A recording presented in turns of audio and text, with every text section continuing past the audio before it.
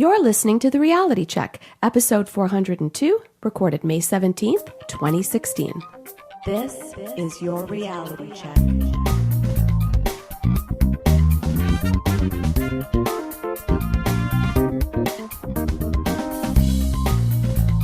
Hi everyone, and welcome to The Reality Check, your weekly Canadian podcast that explores a wide range of controversies and curiosities using science and critical thinking. I'm your host, Darren McKee, and with me, as usual, are Adam Gardner. What's up, Cuboid Quaz? Cristina Roach. Hello, Go Raps. And Pat Roach. Hi everyone. We have a great show for you today. Cristina is going to look into whether Uber is a scam. And then Adam is going to explore whether a Quebec teenager found a lost Mayan city. Indeed. But first, imagine you are driving through a lovely park and you see a decent-sized four-legged animal in the middle of the road. You weren't traveling too fast, so you're able to slow down in time without causing any harm. You honk your horn and try to get the animal to move, but it won't. You're concerned that another person might end up hitting the animal, and the temperature seems to be dropping, seemingly around 4 degrees Celsius, or about 39 degrees Fahrenheit. Mm-hmm. You're worried about the health and the well-being of this animal, and it might be too cold as it looks a bit frail and young. You think, what if I could get this animal to a park ranger? Surely they know what is best and how to care for this animal.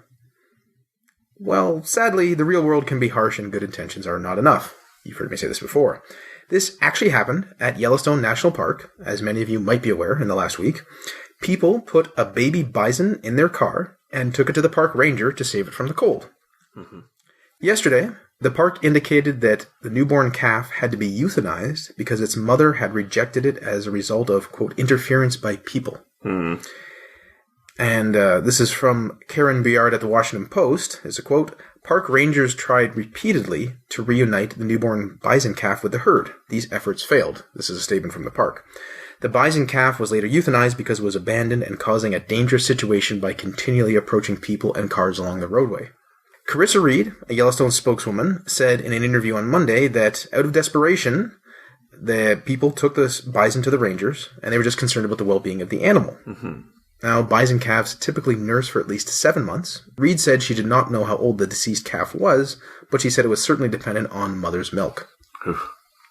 And this is also from the Washington Post. They said that it's not terribly unusual that calves separated from their mothers starve to death or are killed by predators. This is the harsh world of wild animal suffering, which is closer to how Yellowstone functions. As Reed said, in Yellowstone, it's not a zoo. We don't manage for individuals, we manage for ecosystems. Yeah. And further from the Washington Post, there's about 4,900 bison, which recently became America's national mammal, live in Yellowstone. Park regulations require visitors to stay at least 25 yards or 75 feet away from all wildlife, including bison, and 100 yards from wolves and bears. Oh. That's a good idea. It is a good idea if it was actually followed. Reed said the tourists have been given a ticket for $110, and the National Parks Investigative Service is considering further charges. There have been other incidences where people want to get a selfie with a bison, or like a moose, or a bear, because people are people, and they're stupid. You had me at bison, you lost me a bit at moose, and bear is just a bad idea. Yeah. This is a terrible idea. I'm not saying they're running right up to the bear, but people... They've, I don't know, watched too many Disney movies. Yeah. They're not realizing these are wild animals, basically, in a park like this, and they can be dangerous. Or, by interfering in their normal livelihood, you can then cause problems for them to interact in the world. Sure. This is not the case that if you find a baby bird, you shouldn't pick it up. We busted that myth, so that is not the situation. But in this case, it is apparently, where once the bison was removed, it couldn't then integrate with its herd. I'd just be interested to know what considering further charges means, if that even means, potential jail time or anything like that. That's a good question. I wonder what those charges could be. I don't know if, interfering with wildlife is actually a crime. Right. There could be some sort of desecration of a park act, perhaps, but it might be hard. Apparently, I don't know if this makes anyone feel differently, the visitors were from a different country. I didn't know which one. It didn't say. That Yellowstone, as well as other parks, are trying to improve their signage for how you should or should not interact with animals. But I could see someone, just good intentions again, a small animal, it's cold. Of course, it's a bison. It's fine. It's like thinking when the ducks are in water, you're like, how could they not be cold? Well, they're not. Well, if they're not from a country that gets this cold, some days I walk out, it's 4 degrees, and if I don't have a jacket, how does anything survive? Exactly. So, Darren, is the takeaway that you should probably resist your urge to help? In this particular case, you probably should. I mean, maybe you could call the park while you're there. I don't know what the cell service is like in parks. It's obviously not that good. If you try to think of the real-world situation, which is why I gave that to you as a scenario, to try to give some sympathy to these people, maybe it's not that early in the day, it's kind of late, you think the animal's in the middle of the road, you don't want it to die, you're trying to move it, it doesn't move. Right. You know, there's a decent reasoning here. Mm-hmm. It's just what you shouldn't do.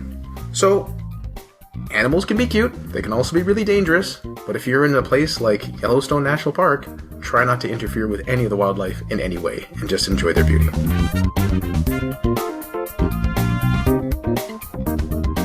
Cristina, is Uber a scam? A few days ago, a YouTube video called Why Uber is a Scam grabbed my attention on dig.com.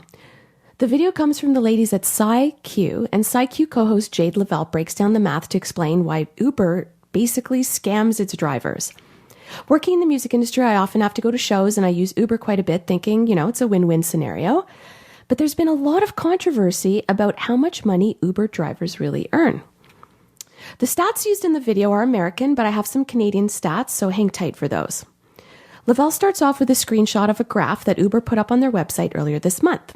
I'll link to it in the show notes, but the gist is that this graph shows Uber pimping the fact that their drivers earn $19.04 per hour, which is more money than any other type of transportation driver like a taxi, limo, delivery, or even heavy truck driver, who came in second on the graph at $18.37 per hour.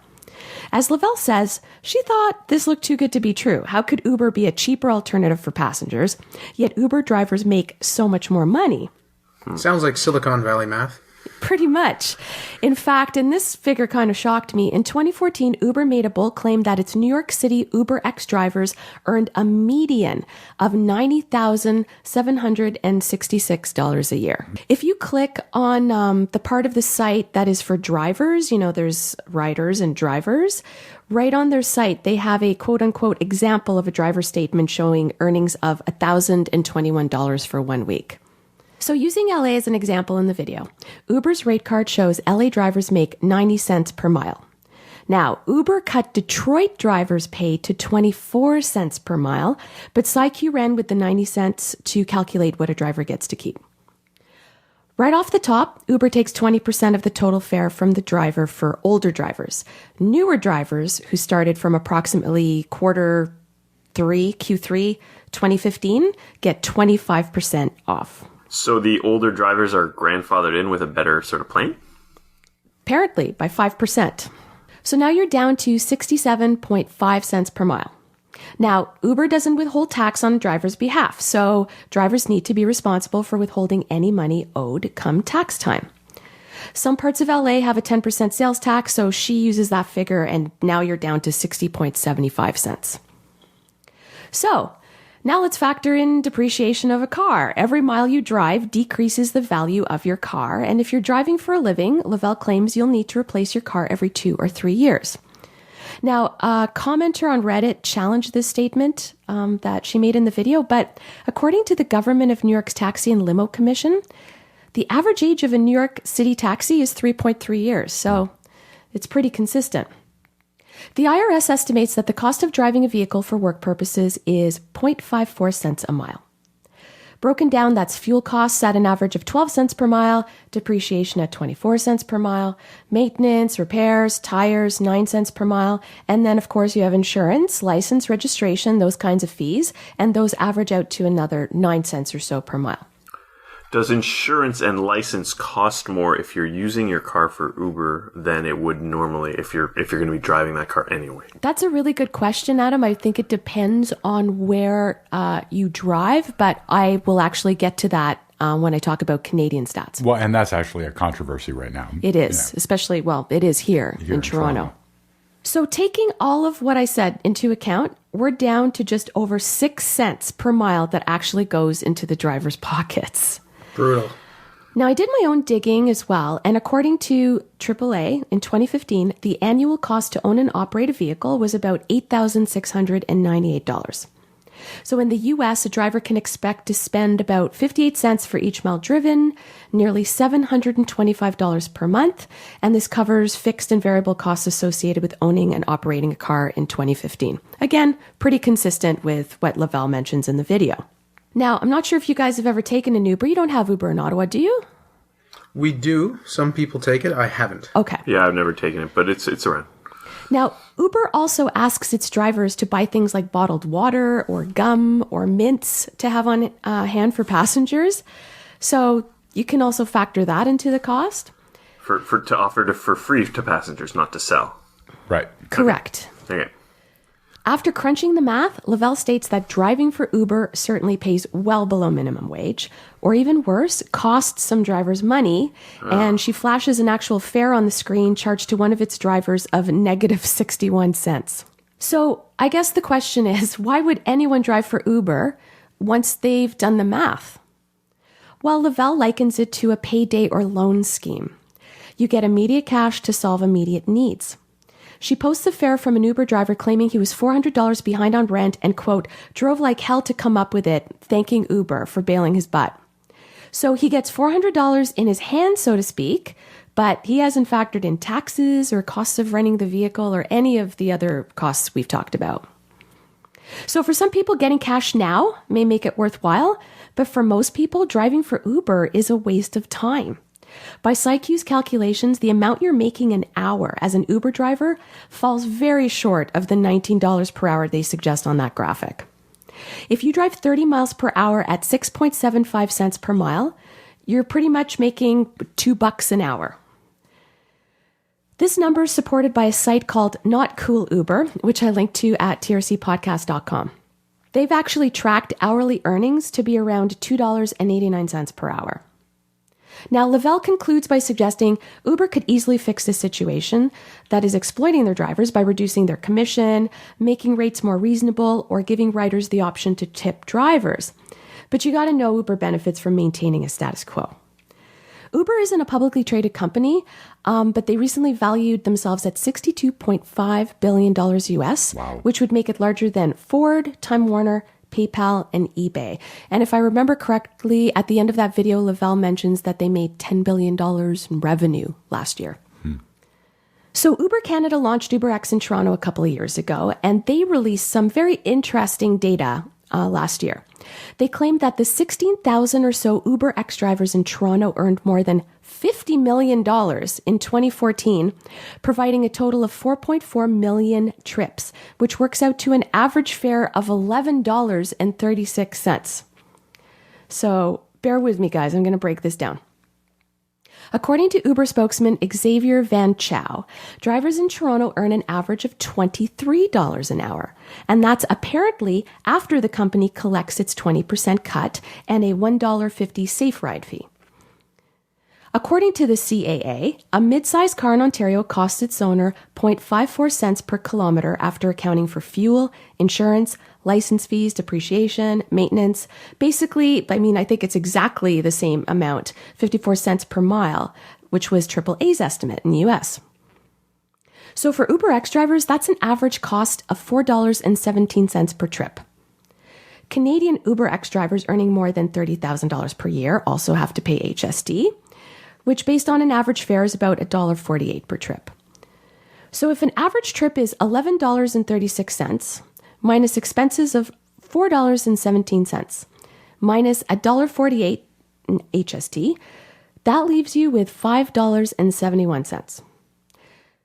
If costs incurred by a driver can eat up half of what he or she gets paid, and Uber's $23 claim is correct, then drivers are pocketing about $11.50 an hour, which is only 25 cents more than Ontario's minimum wage.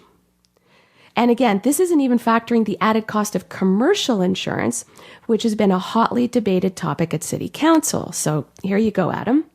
Uber claims every ride is backed by $5 million of commercial auto insurance.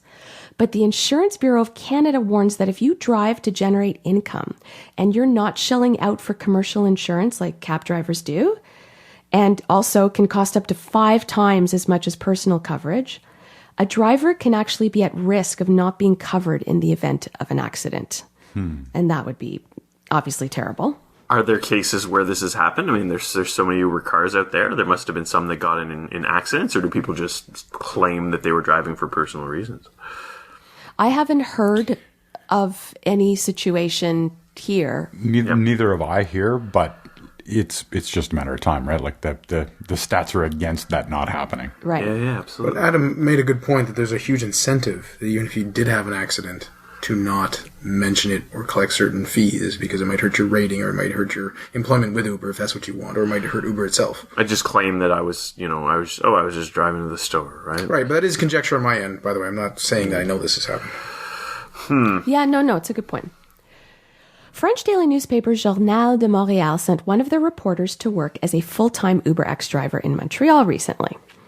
According to a HuffPost article from earlier this year, after a 35-hour week on the job, the reporter estimated he earned $4.60 an hour, which is below any minimum wage in Canada and below the poverty line, quite frankly.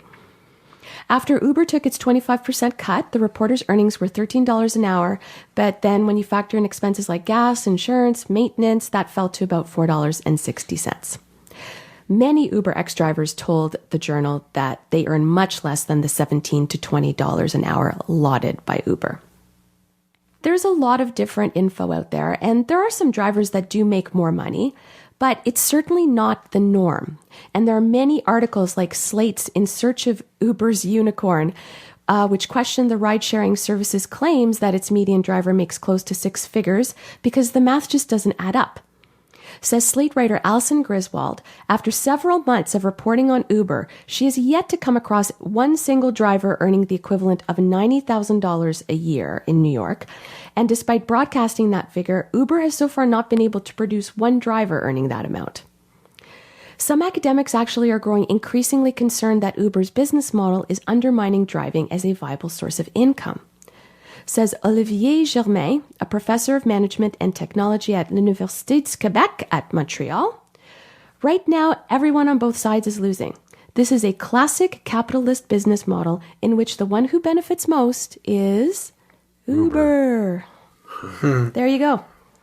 That is very saddening, in a way not surprising. It does seem like most, and I will say Silicon Valley business models are to somehow create a monopoly, exploit, and gain resources, and then move to some sort of, I guess, non-physical service, right? That's where you can make the most money, that you don't have as many risks, and you just have this company valuation.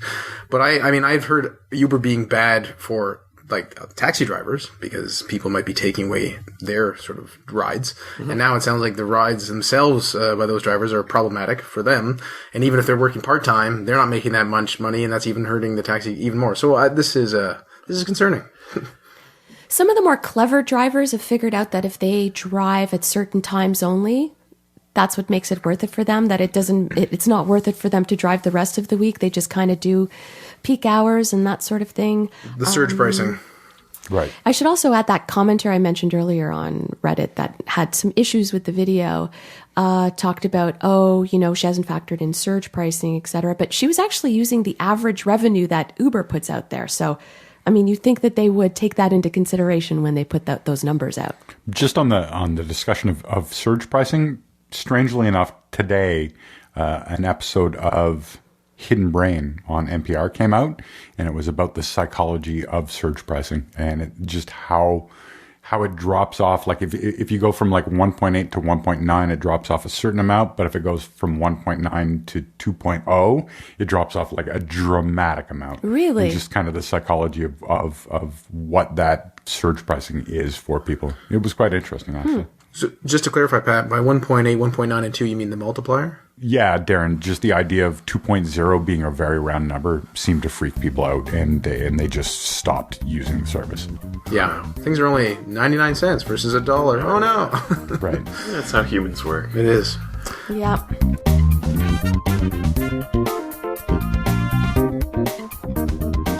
Something else that might not be so super is a teenager's ability to detect Mayan cities. Adam, is that the case? Did you guys hear about the whiz kid that found a hidden Mayan city? I did. I didn't click on the article, but I saw it many times on Facebook. I actually flagged it to Pat when I first heard about it. Good idea. Well, I'm not sure he really did. A few articles made the round this week suggesting that a teenager discovered a lost Mayan city. We even got a tweet about it on our Twitter account, TRC_podcast, from listener Alex Murdoch, wondering if we're looking at this. First, as always, I love to read some of the overstating headlines to put a little context in what people are saying about this. The Independent says, Forgotten Mayan City discovered in Central America by 15-year-old. CBC says, Quebec teen uses stars to locate possible lost Mayan city in Mexican jungle. Yahoo says, Quebec teen discovers ancient Mayan ruins by studying the stars. And the article that seems to have sparked all of this, Un adolescent découvre une cité Maya. A teenager discovers a Mayan city from Le Journal de Montréal. It's the same. Wow. Same one you mentioned. Two shout-outs for Le Journal today. Good job and bad job, guys. So the boy is William Gadouri from Saint-Jean-de-Mata, a small municipality in Quebec with a population of a few thousand. I've never been to Saint-Jean-de-Mata, but it's somewhere between Montreal and Trois-Rivières, and about half an hour north of Joliette, which is where Katniss, one of my cats, comes from. So I've been about half an hour from there. So what exactly is going on? The student, William, wondered why Mayan cities were not near rivers and were sometimes around infertile lands, which is different from where you would expect cities to be. So he supposed that perhaps they were built based on the placement of the stars, based on constellations. He analyzed 22 constellations found in a Mayan codex and found that 117 of 142 Mayan cities fit with these constellations, a correlation which had not been made by any scientists prior to this. He then added a missing 23rd constellation, which only fit 2 cities, but this constellation had 3 stars, and the third location was where he thought the city should be. This constellation is Orion. He looked for a city in the Yucatan Peninsula in Mexico to try to complete the set using satellite imagery, and supposedly found a pyramid and some buildings surrounding it. This was said to be the 4th most important Mayan city, with a pyramid having an area of about 100 square kilometers. Dr. Alma Larocque from the University of New Brunswick said that these geometric shapes, like squares and rectangles, could not be explained as natural phenomenon. So the boy named the city Kakchi, or Mouth of Fire. One little catch here, no one's actually been there. All these articles, a lot of people talking about it. No one's checked it out. There was a satellite map. Yeah, there's a satellite picture. William presented his findings to archaeologists and is hoping to go and investigate himself. And that would be a pretty cool trip for a 15-year-old, I think. So suddenly I'm reminded of Ahmed's clock. This is twice I've had to do a TRC segment to tear down some kid's science project. I don't like to have to do this, but the media attention it's gotten has sort of made this necessary. When I was this kid's age, I did a project on how the Sphinx was built 10,000 years ago with advanced technology, all based on the idea that the Great Pyramids are based on how the constellation Leo looked around 10,500 years ago, and that the Sphinx used to be a lion, which is a reference to this constellation. So this is nonsense. And I know that now, but like William, I was learning and working hard and trying to figure it all out. I kind of wish someone at the time had told me this was nonsense, though I would probably not have believed it, given sort of how I was looking at the whole issue. So much to say. It sounds like William had some good ideas here and did some interesting work, but there are issues with this theory, and we need to poke some holes in it. Dr. Alma Larocque of the University of New Brunswick doesn't really get that kind of pass. His support of this idea is kind of sloppy and irresponsible. Similarly, he worked with Daniel Delisle, a Canadian Space Agency project officer who helped him look at maps for this. He's not a scientist, but probably could have more sense than a high school kid. So we don't know how closely the 22 constellation match the 117 cities, but one can easily loosely group these kind of things together. As for the 23rd constellation, we're talking about Orion, and it's 3 stars. This is not a terribly elaborate constellation. If you have 2 stars, it's literally nothing to match that to any 2 dots. You just rotate it, scale it, it's gonna fit. The third of a constellation of 3 could be in any number of places depending on how you orient it or which 2 stars you start with. David Pendergast, an archaeologist who spent 30 years focusing on the Maya with the Royal Ontario Museum, the ROM, in Toronto, thinks it's not likely that the Maya could have managed to do this kind of work since there was no central government. There was no collective group, but rather a number of groups living in separate city-states. It doesn't really make sense that they would have planned to do this all based on constellations. He also states that there are just so many sites all over that if you look at a random spot, you have decent odds of finding something. there doesn't really seem to be a strong indication that this is even an actual pyramid or temple.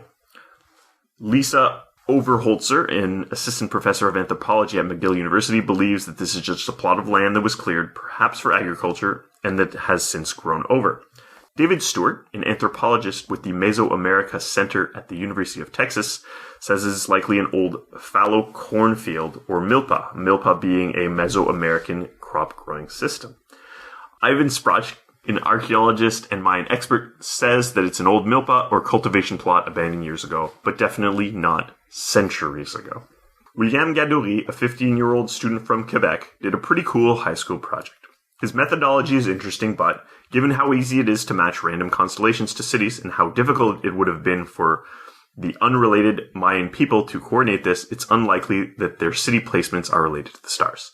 More specifically, the Orion constellation, with only 3 stars in it, could be used a number of ways to guess where another city might be, and it doesn't look like the place is all too meaningful, as experts seem to think that it's nothing but an old crop field. But people don't like experts. People like underdogs and inspiring stories about kids doing things that experts weren't able to do. Sorry for tearing apart your science project, William. Nothing personal. I think you did a good job. But I think the journalists deserve an F for this one. Well said. There you go. You heard it here first. Kids, stop doing science. Well, thank you, Adam. And until next time, think better to act better. Peace out, Q-Boy Quaz. Stay classy, not smartassy. I have to get myself a segment that'll show off my French accent next week. You could say au revoir. The Reality Check is an independently Canadian-produced podcast. For show notes or to discuss this episode, visit our Facebook page and website at trcpodcast.com. For general inquiries or to send a topic or parody suggestion, email info@trcpodcast.com. Help support the show by leaving a review on iTunes and liking us on Facebook. Follow us on Twitter @TRC_podcast.